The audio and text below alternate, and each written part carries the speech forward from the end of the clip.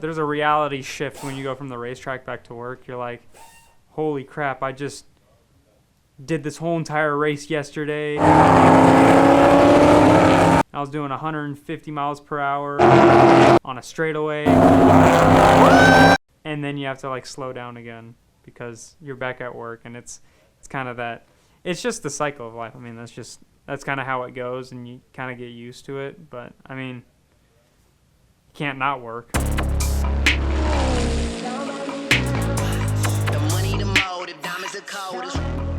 Road America was a doozy. But, I mean, cheese curds. 24/7, I gotta eat. Tripping my pasta, gotta compete. Big dog status, I'm on the leash. I think we clocked the roof at like 123 degrees Fahrenheit. Like the fans just push hot air because there's no cold air to actually be flowing. Like I'm really hoping a cold front comes in soon. I'm really hoping.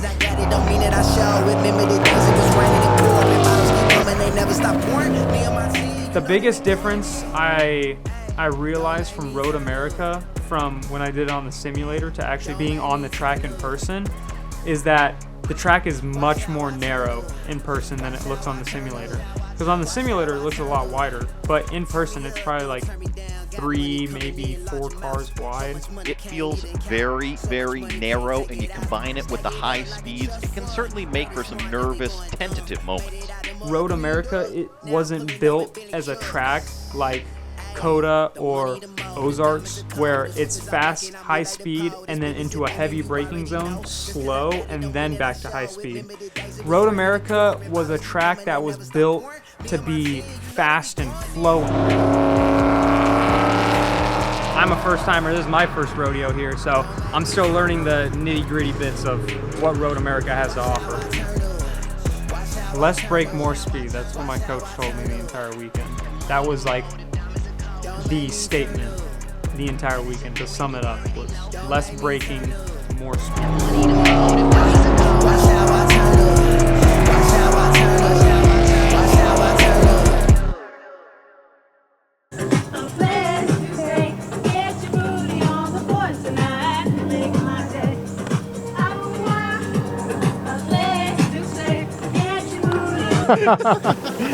All right, get back to work.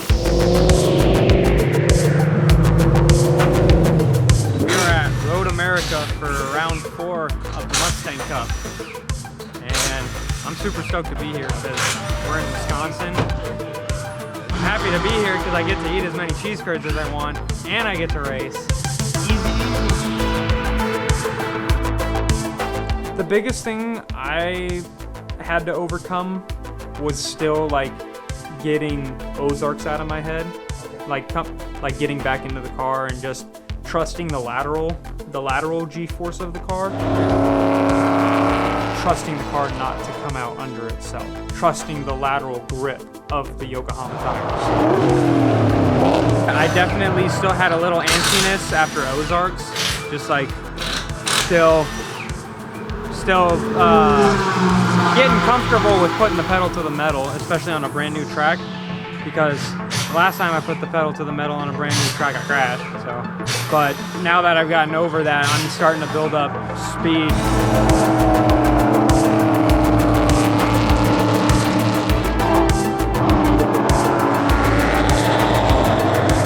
At the beginning of the weekend with practices and everything, we struggled a lot with the car in deep braking zones. The car would want to like move around a lot, like especially with the rear end of the car. Mustang Challenge Road America Friday morning, day of testing yesterday, Thursday. Everything went well, made some changes. I think everybody's kind of progressing well. And then by the end of the weekend, it was just like straight line good. We were able to brake hard again. The car was still staying straight. We didn't have to fight it, and we were still getting good rotation. I'm kind of just inching, getting more comfortable with where I'm at with the car in the track. Other than that, I still had my speed and confidence. I was just working back up on a new track, trying not to screw up.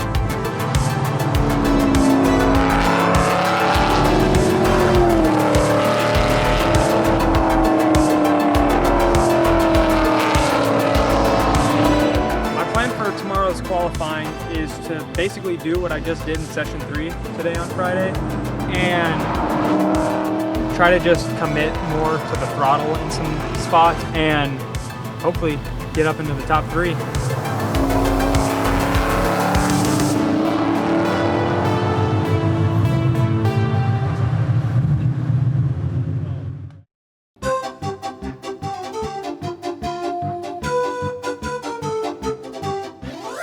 I ate tons of cheese curds.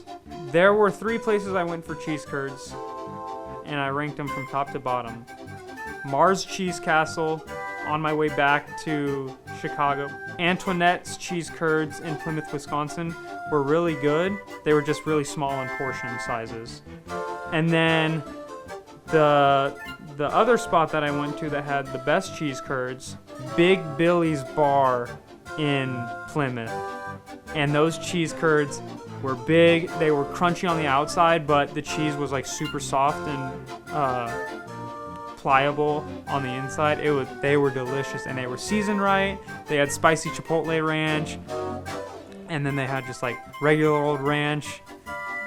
Those were some good cheese curds. Big Billy's Bar. They had some good food there too. I like that place. Lucas is putting an impressive 6.5 seconds on Craig Falsey, sitting there in second place. I'm Will Lucas. I'm from Swanee, Georgia, and we're here at Road America racing Mustang Cup.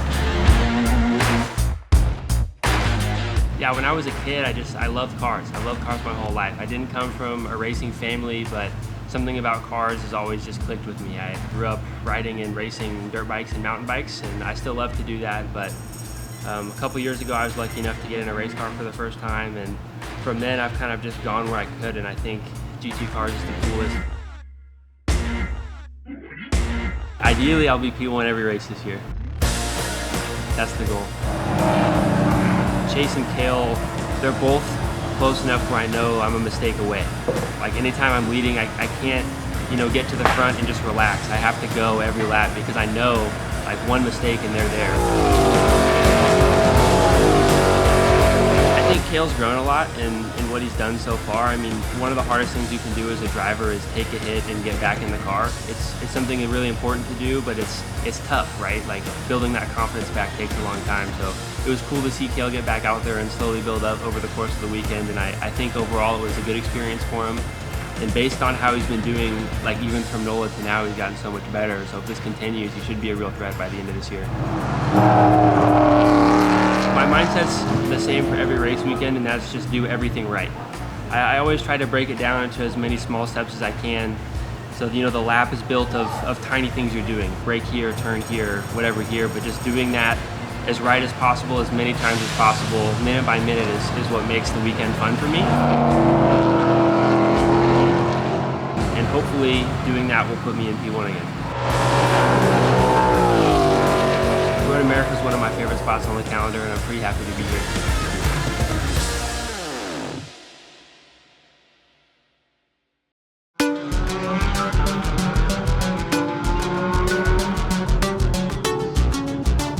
Well, today is finally race day number 1 of the weekend.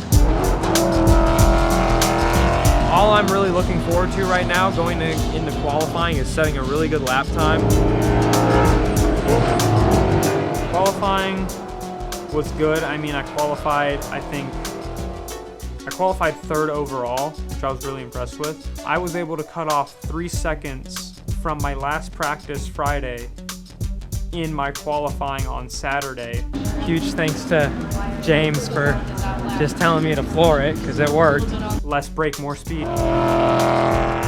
But during qualifying, we ran into an issue. There's, I believe, engine failure, car's not starting. And all of a sudden, I hear a thunk. And then my car's engine just like completely gives out. So I pulled off and I tried doing the restart procedure, and it was a crank no start. Here we go. Chris just goes, there's a boulder about this big in his palm. Qualifying session right at the end. I think last lap coming through sector 2, starting 3. Rock. boulder, whatever we want to call it here, meteor, something fell out of the sky, something along those lines. Right through the front of the car, hits the PCM, knocks the power cable off of that basically for engine control and shuts her down. Game over, start over. Yeah, that was qualifying. Luckily, the Capaldi crew came through again, doing as they do best, just being the best, and they got the car fixed like stupid quick. So can't thank them enough for everything they've done. Got her fixed up. We're gonna go ahead and give it another try. Gave a sense of uncertainty because that's another variable that we have to throw into the race now, even with all the variables that are already in the setting of a race. This evolution will be televised. It was an intense race. The start was intense because I was third, so I was second row outside, and we got the go, and something weird happened where I think I hesitated a little bit. So I got a really bad start. Nick and Leo come out of the blue right past me, dive bombing into one. So I was like, okay. The race start was hectic for sure. And me, Nick, Chase, and Leo literally stuck together for pretty much the entire race. He's trying to keep away, though, it looks like, from Leo and Nick Smither along with Kale Buhl. Those two might be reeling him in a little bit. But I got stuck behind Nick for pretty much the entire race. And coming up to probably like the middle part of the race, I just kept telling myself in my head, like, don't let what happened at NOLA happen again. Don't get stuck behind Nick. You're faster. This is a good little battle, like you said, is developing here. Kale Buhl's trying to get by Nick Smither. He is the brick wall. And I was like, come on, Kale, you gotta start getting some racecraft in your pants. As we continue to watch Buhl on Smither. So I start showing my nose more often, doing a lot more aggressive moves than I usually do. So you have to have that patience and that discipline to make sure that you're really precise on the entry. I was like, screw it, I'm gonna try it. So I try it, and it shakes Nick up a lot. So I'm like, okay, I found a weak spot. But sometimes it's just laying on that pressure that little bit more, and eventually somebody else makes a mistake. And then he comes in Apex's late, so I'm able to file in back behind him, and I basically do like an undercut type of deal. There's another good move. Kale Buhl has found another gear. And I finally get around him and get back onto the track. And not even a quarter through that lap afterwards, I'm already on Chase's tail end. The race is never over until the checkered flag falls. It was nice because in my head, I was finally able to get not only that redemption, but the satisfying thought of being like, wow, I'm finally starting to build my racecraft. I'm really starting to improve as a driver and learn compared to looking at what I was doing at NOLA in the beginning of the year. Looks like Kale Buhl is going to hang on for now. The last 2 laps of the race, it started to rain. There's the rain. It looks like they're going to be able to tiptoe their way through it. It was sprinkling a little bit, and then when we did our final lap and we were coming back up, Looking like we're crying for Auntie M, unfortunately, out here. But in the meantime, they're going to make it. They'll get past the hill. And so it's going to be a wet finish for a couple of drivers, but we'll get everybody home nice and safe. so I ended up finishing the race 3rd in my class, which couldn't be more grateful for that. Awesome job by all of our drivers here in the Mustang Cup. That was one of those races where I really had fun. That gives Will Lucas your win today, with Craig Capaldi winning the Dark Horse Legends class just behind him. I was happy. I was impressed with myself, not because of where I finished, but because of how I actually raced. The fact that I was able to build my racecraft more helps so much. It was a good day. Saturday was great.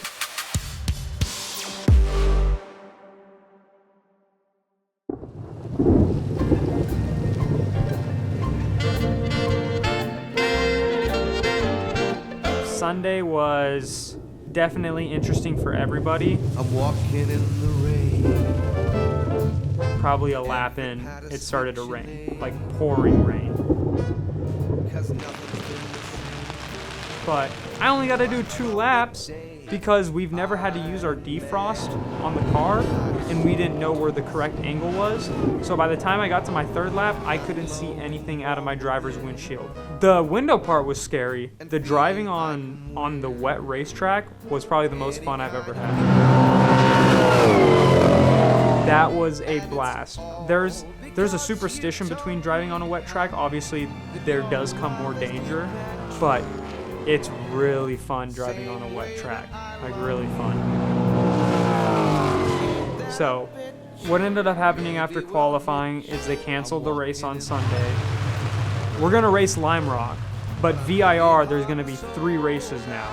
The 2 regular VIR races, and then there's gonna be a race on Friday, and it's gonna be the Road America makeup race.